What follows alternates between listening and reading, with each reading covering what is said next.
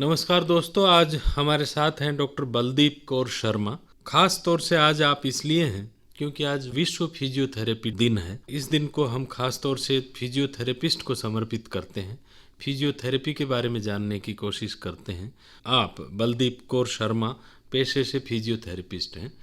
आपका स्वागत है हमारे स्टूडियो में। Thank you sir.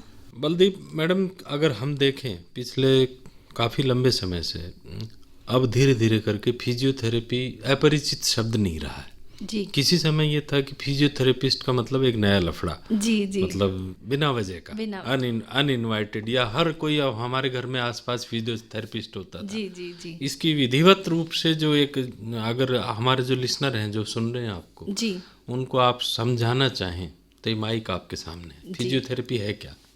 मैं सबसे पहले सभी लोगों को विश्व फिजियोथेरेपी दिवस की बहुत बहुत शुभकामनाएं देना चाहती हूँ और सबको बताना चाहती हूँ कि फिजियोथेरेपी जो एक फ़ील्ड है वो एक ऐसी फील्ड है जिसमें आपको एक्सरसाइज के थ्रू, पॉस्चर करेक्शन के थ्रू और इलेक्ट्रोथेरेपी, कुछ मशीन्स होती हैं, उनके थ्रू आपका इलाज किया जाता है। पहले ऐसा सोचा जाता था कि जो फिजियोथेरेपी है वो सिर्फ योगा या कोई भी एक्सरसाइज जो भी आपके आसपास में आपको जानते हैं या कोई भी ऐसा मूवमेंट वो है तो नॉर्मल सा मूवमेंट आपको फिजियोथेरेपी के लिए बताया जाता है। बट फिजियोथेरेपी एक पूरी मेडिसिनल प्रिस्क्राइब्ड एक्सरसाइजेज होती हैं जो एक पूरी मेडिकल स्टडीज़ के बाद में आपको प्रिस्क्राइब की जाती हैं, पेशेंट को प्रिस्क्राइब की जाती हैं, जो कि योगा से और दूसरी एक्सरसाइजेज से कम्प्लीटली अलग होती हैं। फिजियोथेरेपी के अंदर पेन के अंदर सबसे पहले आपको इलेक्ट्रोथेरेपी वगैरह दी जाती है और अगर प्रॉब्लम से बचना है विथ एज या जो भी आपकी डे टू डे रूटीन की एक्टिविटीज़ हैं उनसे अगर आप बचना चाहते हैं तो उसके लिए भी उपाय हैं फिजियोथेरेपी में। ऐसे नहीं है कि पेशेंट एक एज में पहुंच गया, एक लिमिट पे पहुंच गया तो अब सीधे उसको मेडिसिन 10-12 देनी है या सर्जरीज देनी है। वो आपको, अगर आप बहुत आगे पहुंच चुके हैं तो आपको लेना ही पड़ेगा। बट अगर आप पहले से प्रिकॉशनरी लेना चाहते हैं तो फिजियोथेरेपी आपको बहुत हेल्प करती है। वो आपके पॉस्चर्स करेक्ट करने में आपको हेल्प करती है। आपकी जो प्रॉब्लम है उसके अकॉर्डिंग आपकी एक्सरसाइज प्रिस्क्राइब होती हैं। जिस तरीके से आपकी मेडिसिन प्रिस्क्राइब होती हैं उसी तरीके से सेम आपकी एक्सरसाइज भी प्रिस्क्राइब होती हैं कि कौन सी एक्सरसाइज किस पोजीशन में कितने टाइम और दिन में कितनी बार करनी है। जैसे हम दवाइयों को करते हैं सेम टू सेम हमारी फिजियोथेरेपी एक्सरसाइजेज भी होती हैं। डॉक्टर बलदीप, भारत पारंपरिक परंपराओं का देश है। यहाँ सब चीज़ों की परंपराएं हैं, जो भले ही नाम फिजियोथेरेपी नहीं हो लेकिन इसकी भी एक लंबी परंपरा है। हमारे मोहल्ले में आसपास कोई पैर को खींचने वाला या इस तरह के जो दूसरे इलाज करने वाले और उनसे फायदा भी होता था, अब भी मौजूद है। जी। आप उनसे क्या बेहतर करती हैं? ये जैसे कि हर साइंस का अपना पीछे एक, आप खुद ही कह रहे हैं कि अपना इतिहास है, अपनी हर चीज़ की अलग पहचान है। तो जो चीज़ें पहले से अपने चली आ रही हैं मैं उनको ये तो नहीं कहूँगी कि वो गलत हैं, पर हर चीज़ का अपना एक साइड इफ़ेक्ट होता है। या फिर अगर आपको उस चीज़ का कोई पर्टिकुलर परफेक्ट पर्सन नहीं मिलता है तो हो सकता है कि वो चीज़ आपको फ़ायदा करने की जगह नुकसान कर जाए। आप बिल्कुल वैज्ञानिक तरीके से पढ़ के आते हैं। ये साइंटिफिक तरीके से पूरी स्टडी होती है आपकी पूरी बॉडी की, जो बोलते हैं पढ़ाई कराते हैं, पूरा आपका पूरा कोर्स होता है 4-5 साल का और फिर इंटर्नशिप होती है इसके अंदर।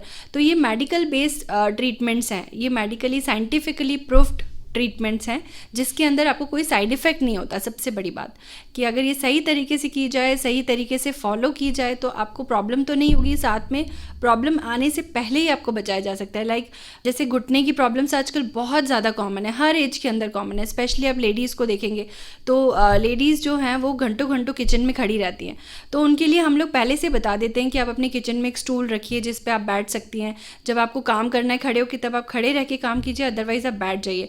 क्योंकि मैं women's health physiotherapy centre run करती हूँ जो कि उदयपुर में फर्स्ट है अपने तरीके का, तो मैं वुमेंस के लिए काम करती हूँ और मैं उनको यही समझाती हूँ कि आपकी डेली टू डेली एक्टिविटीज़ जो हैं वो ही आपको, अगर आप गलत पॉस्चर में कर रही हैं, गलत तरीके से कर रही हैं तो सर्वाइकल स्पॉन्डिलोसिस हो सकता है, स्लिप डिस्क हो सकता है, आपको एड़ियों में दर्द की प्रॉब्लम हो सकती है और बहुत सारी इन सब चीज़ों से फिजियोथेरेपी आपको हेल्प करती है, बचाती है।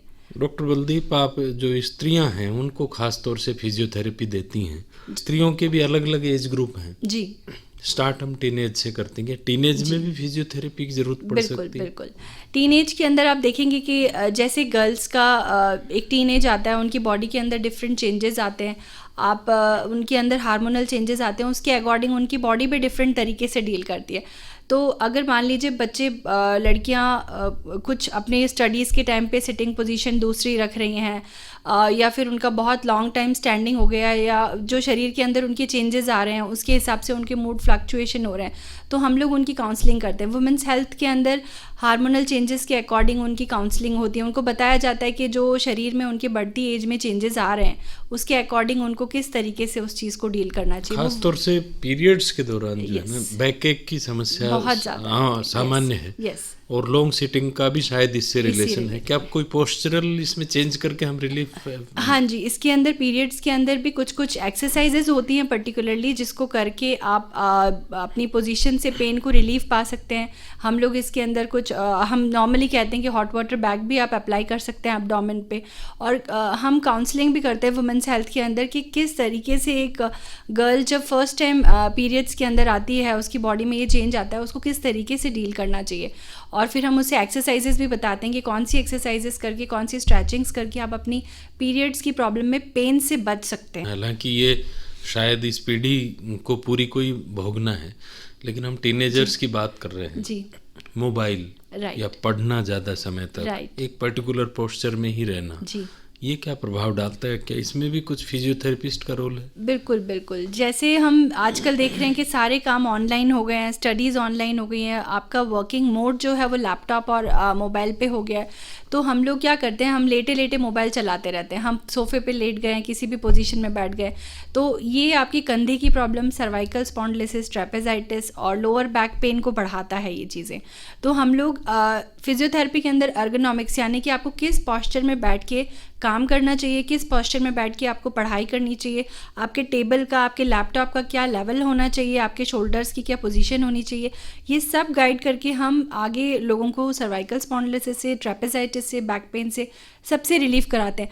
और मोर ओवर जो लोग बहुत घंटों की सिटिंग करते हैं, हम लोग उनको कहते हैं कि एवरी 45 मिनट आप अपनी पोजीशन से उठ जाइए और थोड़ा सा मूव कर लीजिए, या खड़े खड़े हम उन्हें कुछ स्ट्रेचिंग्स बता देते हैं जो मुश्किल से 5 मिनट्स की भी नहीं होती हैं, जिससे आगे जाके आपको ये सर्वाइकल और बैक पेन की प्रॉब्लम से रिलीफ होता है। अभी 21 ईयर से लेके 35 ईयर तक के भी बैक पेन और सीवियर सर्वाइकल स्पॉन्डिलोसिस के पेशेंट्स आ रहे हैं। डॉक्टर बलदीप, जो आप बताते हैं, जो कोड जिसको फॉलो करना चाहिए हर व्यक्ति को जी, उसको अगर मैं फॉलो करता हूँ तो मुश्किल से 5 से 7 मिनट बैठ पाता हूँ, जबकि बेड पे जो मेरा आनंद का पोस्चर है, चाहे भले 2 तकिए हूँ या सोफे पे लेटना हो, उसमें मैं घंटों बिता सकता हूँ। तो आपकी सलाह क्यों मानूं? सर, सलाह इसलिए माने क्योंकि अगर अभी आपने सलाह नहीं मानी तो फ्यूचर में आपको डॉक्टर के चक्कर लगाने पड़ेंगे। आपने अगर अभी अपनी हेल्थ पे ध्यान नहीं दिया, आपने अपने आराम पे ध्यान दिया, तो बाद में आपका आराम जो है वो डिस्टर्ब होने वाला है। आप इसी पोजीशन में आप काम करते रहिए, मुश्किल से 2-3 महीनों के अंदर ही आपको शोल्डर पेन आ जाएगा, सर्वाइकल पेन आ जाएगा, और फिर उसको ट्रीट होने में बहुत टाइम लगता है। अभी अगर कोई पेशेंट को कोई प्रॉब्लम नहीं है, डेफिनेटली आप सही कह रहे हैं कि अपने कोई कंफर्ट जोन से बाहर नहीं आता, अच्छा लगता है, रिलैक्स है, तो अभी उसको मालूम नहीं पड़ता। बट जब वो लॉन्ग टर्म में इन्हीं चीज़ों को फॉलो करते हैं और उनको ये प्रॉब्लम आ जाती है, फिर वो इस चीज़ को फॉलो करने जाते हैं। तो precaution is always better than cure. ये बात और हमें अच्छी आदतें अपनाने में थोड़ा समय ज़रूर लगता है, मगर हम जानते हैं कि वो अच्छी आदतें हैं, तो डेफिनेटली हमें उन आदतों को फॉलो करना चाहिए फॉर फ्यूचर सेविंग। सावधान रहना चाहिए, सावधानी हटी और दुर्घटना घटी। टीनेजर्स की बात की हमने, जो लड़की बच्चियां हैं छोटी, उनके बारे में। अब जो एडल्ट फीमेल्स हैं उनकी भी कुछ इस तरह की समस्याएं, वो भी बैक पेन और पीरियड्स या अदर जो गायनिक इश्यूज हैं उनसे जो एक मिडिल एज होती है सर, उसमें वुमेन्स की शादी होती है, वो माँ बनती हैं, प्रेगनेंसी होती है और पोस्ट प्रेगनेंसी प्रॉब्लम्स होती हैं। तो जो मेरा क्लिनिक है, like women's health physiotherapy clinic, I used to teach every pregnant women कि आप उसमें एक्सरसाइजेस करिए, एक्टिव रहिए। गायनेकोलॉजिस्ट की हम बिल्कुल सलाह लेते हैं कि अगर किसी को कोई कॉम्प्लिकेशन है, गायनेकोलॉजिस्ट परमिट नहीं कर रहे तो वो बात अलग है।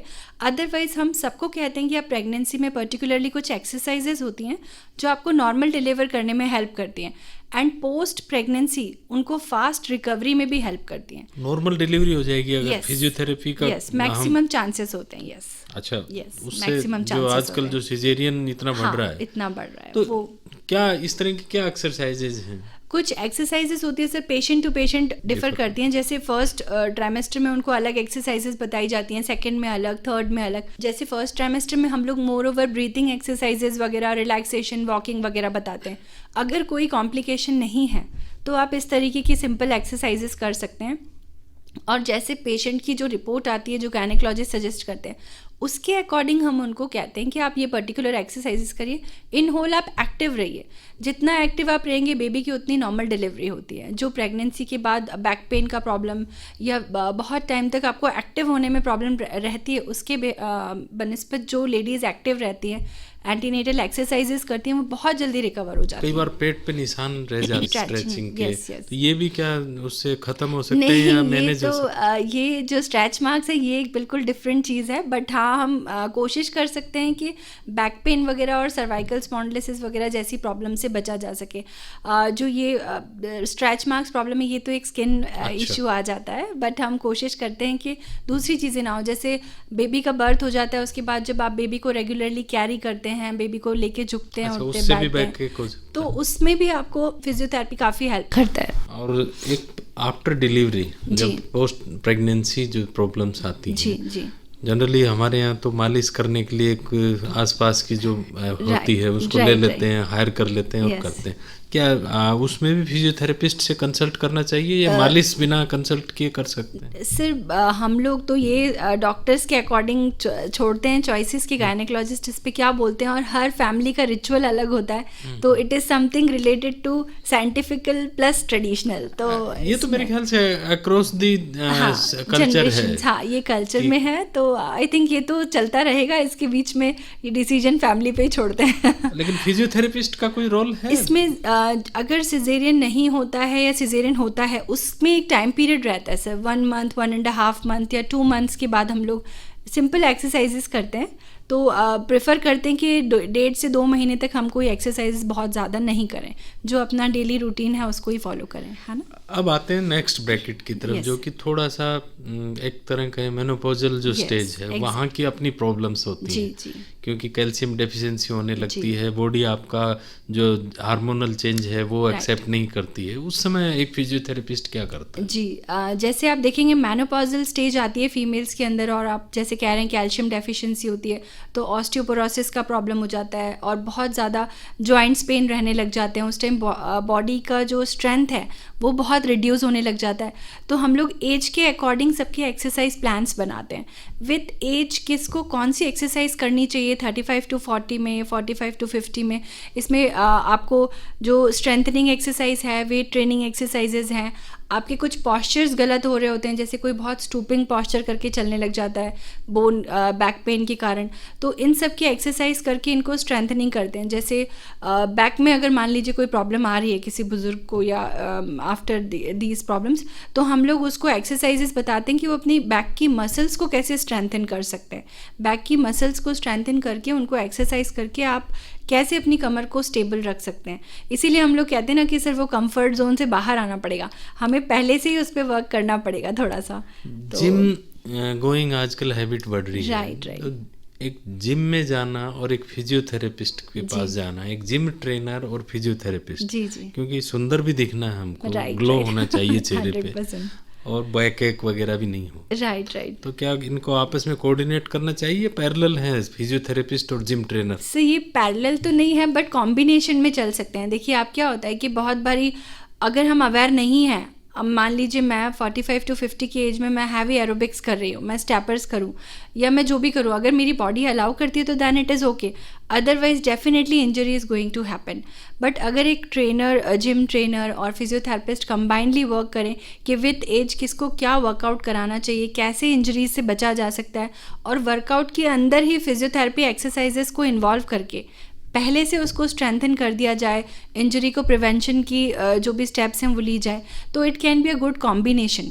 बिकॉज आप देखेंगे अभी जिम्स में भी जो भी जिम इंजरी होती है वो लोग भी वापस आके हम लोगों के पास में भी जिम में इंजरी हो गई है, this is ligament injury, back pain injury, weight lift कर लिया, तो जब वो वापस बैक टू जिम जाते हैं हम उन्हें मना नहीं करते कि आप एक्सरसाइजेस मत करें, but obvious you told me कि हम सबको ब्यूटीफुल दिखना है, सो हम उनको बताते हैं कि आपको क्या नहीं करना है, और जो करना है वो कैसे करना है।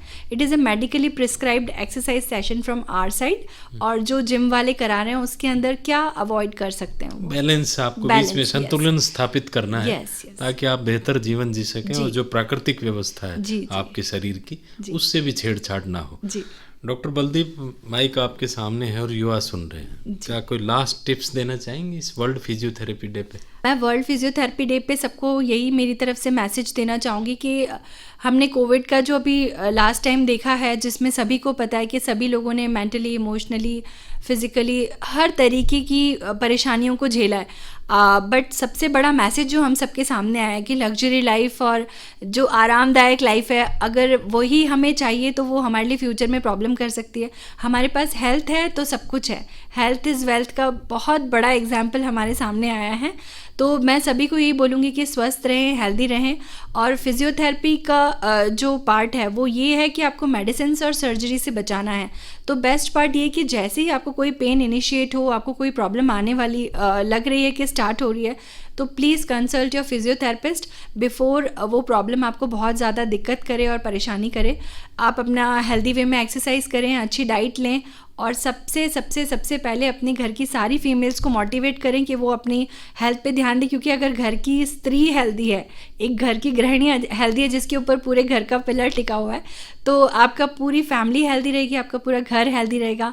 सो मैं वुमेन्स से तो स्पेशली रिक्वेस्ट करूँगी कि वो अपनी हेल्थ का ध्यान रखें और अपने आप को हेल्दी से मैं कर लेता हूँ, पुरुषों को भी करना चाहिए। शरीर को हमेशा एक एक्सरसाइजेज की ज़रूरत रहती है, लेकिन एक गाइडेड वे में होनी चाहिए।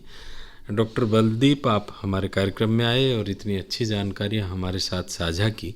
और विश्व फिजियोथेरेपी दिवस पे अगर आज हम आकलन करें तो आज फिजियोथेरेपी विज्ञान के रूप में या एक मेडिकल साइंस की शाखा के रूप में आज कहीं ज़्यादा स्थापित है। आप जैसे जो युवा लोग हैं वो इस फील्ड को अपना रहे हैं, और न केवल आप अपना रहे हैं, समाज भी अपना रहा है। और समाज में एक स्थापित शाखा के रूप में आपने इसको जो बनाया है, इसके लिए आप सभी लोगों को श्रेय जाता है। बहुत बहुत शुभकामनाएं। धन्यवाद। Thank you so much. Thank you.